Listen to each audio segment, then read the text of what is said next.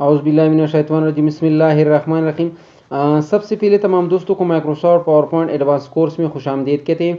और आज हम लोगों की Microsoft power point advance course की क्लास नंबर 16 है। और आज की क्लास के अंदर हम सीखने जा रहे हैं कि आपने माइक्रोसॉफ्ट पावर पॉइंट के अंदर स्लाइड का कलर किस तरह चेंज करना है। दोस्तों, अगर आप लोगों ने अभी तक मेरे चैनल को सब्सक्राइब नहीं किया तो काइंडली मेरे चैनल को सब्सक्राइब करते हैं। तो चलते हैं क्लास की तरफ। और यहाँ पर आप देख सकते हैं, सबसे पहले आपने स्लाइड के ऊपर राइट क्लिक करना है। उसके बाद यहाँ पर आप नीचे देख सकते हैं, यहाँ पर लिखा होगा फॉर्मेट बैकग्राउंड, इसके ऊपर आपने क्लिक करना है। उसके बाद यहाँ पर आप देख सकते हैं, कभी कभी ऐसा होता है कि ये जो ग्रेडियंट फील या पिक्चर या पैटर्न, इसके ऊपर ये क्लिक होगा। तो आपने क्या करना है, यहाँ पर लिखा होगा सॉलिड फील, इसके ऊपर आपने क्लिक करना है। और यहाँ पर आप देख सकते हैं, यहाँ पर लिखा होगा कलर, तो यहाँ पर आप कलर के ऊपर आपने क्लिक करना है।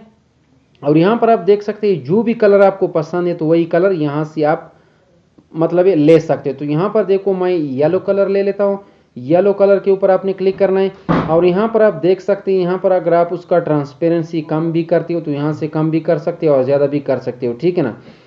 उसके बाद यहाँ पर आपने दोबारा जाना है, यहाँ पर स्लाइड नंबर 2 पर हम, उसके बाद यहाँ पर हम राइट क्लिक कर लेते हैं। उसके बाद दोबारा हम इसको कलर देते हैं। फिर आपने फॉर्मेट बैकग्राउंड के ऊपर आपने क्लिक करना है। उसके बाद यहाँ पर ऑलरेडी सॉलिड जो फिल है उसके ऊपर क्लिक है। तो यहाँ पर देखो कलर लिखा होगा, इस कलर के ऊपर हम दोबारा क्लिक कर लेते हैं। और यहाँ पर आप देख सकते हैं, यहाँ पर हम लाइट ब्लू कलर को क्लिक कर लेते हैं, ठीक है ना। उसके बाद इसका जो ट्रांसपेरेंसी आप कम भी कर सकते हो, ज़्यादा भी कर सकते हो, ठीक है ना। उसके बाद दोस्तों, एक और भी तरीका है स्लाइड चेंज करने का। इस स्लाइड के ऊपर आपने क्लिक करना है और यहाँ पर लिखा होगा डिज़ाइन, डिज़ाइन के ऊपर आपने क्लिक करना है। और यहाँ पर एक कोने पर लिखा होगा फॉर्मेट बैकग्राउंड, इसके ऊपर आपने क्लिक करना है। उसके बाद यहाँ पर फिर देखो सॉलिड फिल ऑलरेडी क्लिक है। उसके बाद नीचे लिखा होगा यहाँ पर कलर, कलर के ऊपर आपने क्लिक करना है। और यहाँ से देखो, मैं इसको रेड कलर दे देता हूँ।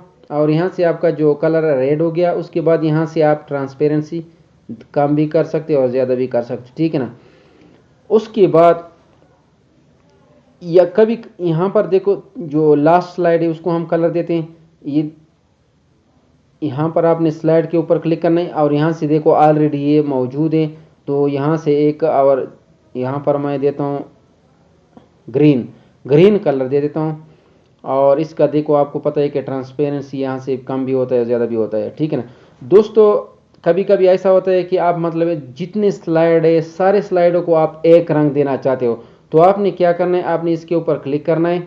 और यहाँ पर आप देख सकते लिखा होगा apply to all, apply to all के ऊपर आपने क्लिक करना है। तो आपको मतलब ये जो है ग्रीन कलर देते हो सारों को। तो यहाँ पर आप देख सकते हो, ग्रीन कलर के ऊपर मैंने क्लिक किया हुआ है।